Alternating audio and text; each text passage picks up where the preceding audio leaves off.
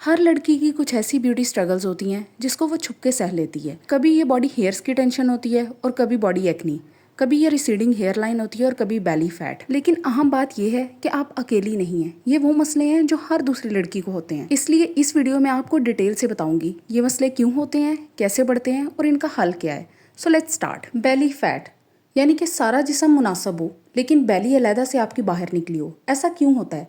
Basically hormonal imbalance की वजह से, और उसमें मेन कॉज है पीसीओएस। पीसीओएस के ऊपर डिटेल्ड वीडियो बना चुकी हूँ, उसका लिंक डिस्क्रिप्शन बॉक्स में डाल दूंगी, आप लाजमी चेक करें। उसके बाद ओवर ईटिंग, उसमें भी स्पेसिफिकली जंक फूड। अगर आप सोडास बहुत ज़्यादा लेते हैं या फिर बाहर का खाना ज़्यादा खाते हैं या फिर खाने में ऑयली चीज़ों का इस्तेमाल बहुत ज़्यादा है। उसके बाद दो और मेजर रीजंस, एक तो फिजिकल इनएक्टिविटी जो बहुत सारी लड़कियों का मसला है, क्योंकि आजकल फ़ोन की वजह से और वैसे भी इनएक्टिव लाइफस्टाइल्स बहुत ज़्यादा कॉमन हो गए हैं। लोग एक्सरसाइज पे ज़्यादा तवज्जो नहीं देते और प्रेफरेंस होती है कि हम बस बैठे ही रहें और हमें कोई काम ना करना पड़े। फिर स्ट्रेस भी बेली फैट को बहुत ज़्यादा प्रमोट करता है, क्योंकि कॉर्टिसोल हार्मोन हमारी बॉडी में स्ट्रेस की वजह से रिलीज होता है और ये डायरेक्टली टमी फैट स्टोर करवाता है। अब ये चीज़ें मसला कब क्रिएट करती हैं? जब हमारे कपड़ों की फिटिंग डिस्टर्ब हो जाए, या फिर हम पिक्चर्स लें या मिरर रिफ्लेक्शन के अंदर हमें डिस्कम्फर्ट फील, सोशल गैदरिंग्स के अंदर हमारा कॉन्फिडेंस बिल्कुल भी ना हो। ये वो पॉइंट होता है जहाँ पे बेली फैट को कम करना हमारी ख्वाहिश नहीं बल्कि ज़रूरत बन जाती है। तो इस चीज़ को कैसे किया जाए? सबसे पहले अपने जहन में एक बात बिठा लें, सबको बताती हूँ, कमेंट्स पे बार बार मेंशन करती हूँ कि स्पॉट रिडक्शन एक मिथ है। मतलब अगर आप ये समझो ना कि मेरी बॉडी पे इस जगह पे फैट है, स्पेसिफिकली मेरी आर्म्स में है, मेरी थाइज में है, मेरी बेली में है, या फिर मेरी चेस्ट बहुत ज़्यादा हैवी है, तो मैं उसको डायरेक्टली टारगेट करके कम कर लूँगी, तो ऐसा नहीं होता। वेस्ट ट्रिमिंग पॉसिबल है, आपकी वेस्ट का साइज़ इंचज़ में कम हो सकता है, लेकिन स्पेसिफिकली फ़ैट को बेली से रिड्यूस करना पॉसिबल नहीं है। उसके लिए आपने सिर्फ कुछ ऐसी एक्सरसाइजेज करनी है जिसकी वजह से आपकी बेली के मसल्स टोन हो। सबसे पहले आपने स्टार्ट करनी है डेली 20 से 30 मिनट की वॉक। उसके बाद आपने सोडास को और जंक फूड को टोटली ख़त्म कर देना है। प्रोसेस्ड फूड आपने नहीं लेना। ब्रेकफास्ट आपने हैवी कंज्यूम करना है, लेकिन डिनर आपका बिल्कुल लाइट होना चाहिए। 8 बजे के बाद आपने कुछ भी नहीं खाना। आपकी स्लीपिंग हैबिट्स प्रॉपर होनी चाहिए। स्लीपिंग साइकिल आपकी बॉडी को डायरेक्टली इफेक्ट करता है। एक रूटीन सेट करें, मैंने इतने बजे सोना है, मैंने इतने बजे उठना है, इतने घंटे मैंने पुरसकून नींद सोना है। उसके बाद कुछ एक्सरसाइजेज हैं जो स्पेसिफिकली बेली एरिया को टारगेट करती हैं। Plank, Russian twists, leg raises, lunges, squats, इन सबको कम से कम भी डेली 20 से 30 मिनट दें। जितने सेट्स आपसे लगाए जाते हैं वो लगाएं, लेकिन हर दिन उसकी तादाद बढ़ाते जाएं। आपने कम नहीं करना, ज्यादा ही करना है। उसके बाद एंड पे आपने कंज्यूम करनी है बेली फैट रिमूवल टी। उसकी रेसिपी के लिए कमेंट्स पे लाजमी मेंशन करें। और सबसे इंपॉर्टेंट चीज़, बेली फैट रिमूव करना एक स्लो प्रोसेस है और इसमें आपको बहुत ज़्यादा डिसिप्लिन चाहिए। अगर आप कुछ दिन कर लेंगी और उसके बाद छोड़ देंगी, आपका बेली फैट पहले की निस्बत ज़्यादा हो जाएगा। इसमें आपने सिर्फ कंसिस्टेंसी से चलना है और पेशेंस से, आपको रिजल्ट्स लाजमी मिलेंगे। Next segment is about receding hair line.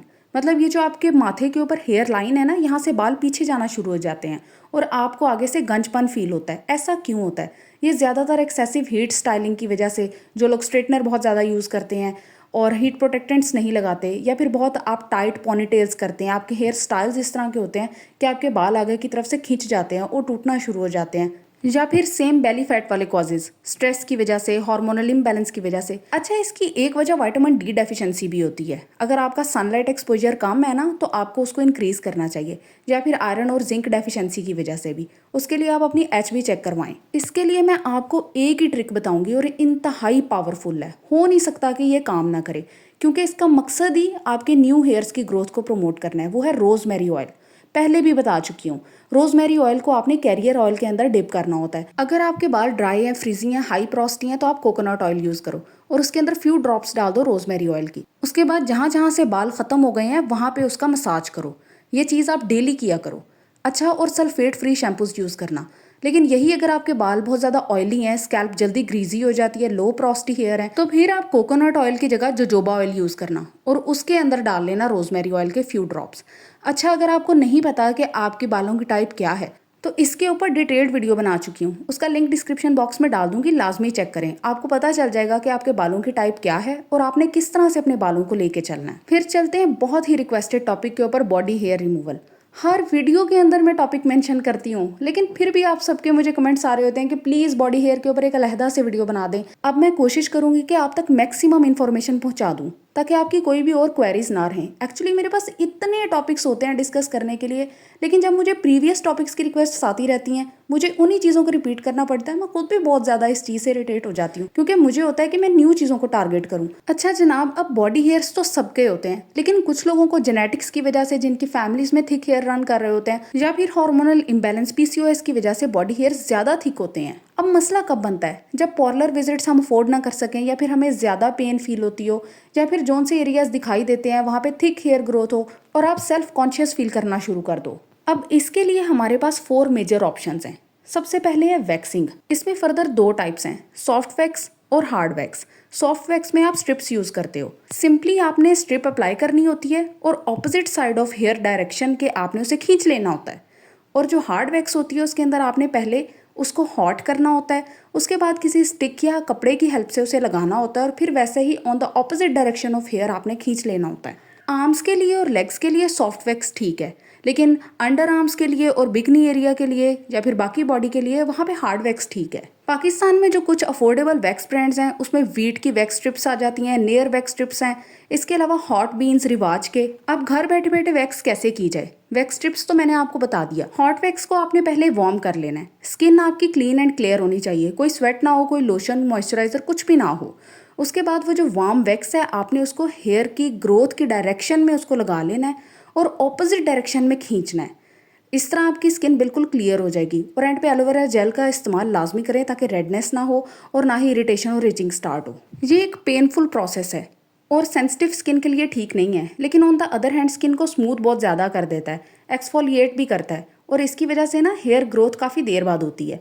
अब चलते हैं शेविंग की तरफ। ये मेरा अपना पर्सनल फेवरेट है क्योंकि ये फास्ट है, चीप है, पेनलेस है। हाँ, बाल आपके जल्दी निकल आते हैं लेकिन थिक नहीं निकलते। ये बहुत बड़ा मिथ है। आप सब पूछती हैं कि हमारे बाल थिक तो नहीं हो जाएंगे शेव करके? बिल्कुल भी नहीं होंगे, बस जल्दी निकल आते हैं एज कम्पेयर टू वैक्सिंग, लेकिन थिक नहीं होते। शेव कैसे करना है इसके ऊपर प्रॉपर वीडियो पहले ही बन चुकी है, उसका लिंक मैं डिस्क्रिप्शन बॉक्स में डाल दूंगी। अब चलते हैं एपिलेटर यूज़ पे। ये लॉन्ग लास्टिंग मेथड है, बहुत ज़्यादा कन्वीनियंट है और पेनफुल तो बिल्कुल भी नहीं है एज़ कम्पेयर टू वैक्स। इसको आपने एक दफ़ा ही परचेज करना होता है और उसके बाद आपको दोबारा खरीदने की ज़रूरत नहीं पड़ती। एक दफ़ा आपका 3 से 4 हज़ार रुपया लग जाएगा, लेकिन फिर उसके बाद सुकून ही है। अच्छा, इसको ना यूज़ करने से पहले आपने स्किन को एक्सफोलिएट करना होता है किसी जेंटल स्क्रब की हेल्प से। उसके बाद इसको 90 डिग्री के एंगल पे पकड़ के तो बस आपने against the direction of hair growth इसको चला देना है और आपकी बाजू बिल्कुल क्लियर हो जाएगी। गर्ल्स, मुझे पूरी उम्मीद है कि इस वीडियो को देखने के बाद आपके काफ़ी ज़्यादा इश्यूज़ जो हैं वो रिजॉल्व हो जाएंगे।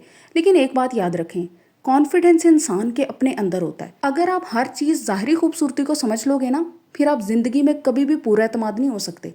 कोई ना कोई चीज़ आपको तंग करती ही रहेगी। जिंदगी में पूरा एतमाद होने के लिए आपकी मॉरल कॉम्पस का स्ट्रांग होना बहुत ज़्यादा ज़रूरी है। अगर आपकी वो स्ट्रांग है ना, आपको किसी और चीज़ की ज़रूरत नहीं है खुद को कॉन्फिडेंट फील करवाने के लिए। आपको पता है आप एक अच्छे इंसान हो, आपकी ज़ुबान और हाथ से दूसरे मुसलमान महफूज हैं, तो फिर आपको दुनिया में किसी चीज़ की टेंशन नहीं है। Thank you.